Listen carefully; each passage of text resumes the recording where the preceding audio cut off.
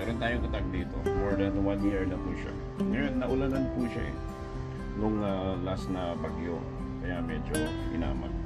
Now, karamihan po ang ginagawa talaga, especially po sa mga kababayan natin sa lowlands. Kung may inamag, tinatapon na. Pero sa mga Cordilleran, wala po talagang nasasayang. So, what they do, papainit. Mamamatay yung amag. Kukuskusin lang bago iluto. Now, yung mga ganitong klase ng utang hindi po namin binibenta. So, this is just for family consumption. Eh, sa loob ng bahay, baka ako lang kakain nito. But anyway, ganun po talaga yung culture ng mga Igorot na walang nasasayang. That has been the culture for many years now. Kaya kahit na nga kung minsan yung utag medyo nagkaroon na siya ng maggots. Tatanggalin lang yung maggots, ilalagay sa kumukulong karne. Okay na.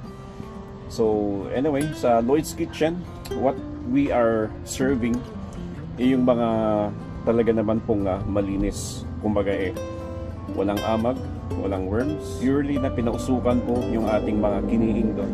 And we make sure na kahit sinong customer, kahit na yung mga pihikan sa pagkain, we make sure na gusto nilang kainin, kaya nilang kainin. Okay, so kita-kita po tayo sa Lloyd's Kitchen. By the way, ang gagawin ko rito, dumating yung mga bisita ko galing ng Mountain Province. Ito yung ilalagay namin sa aming pinikpikan.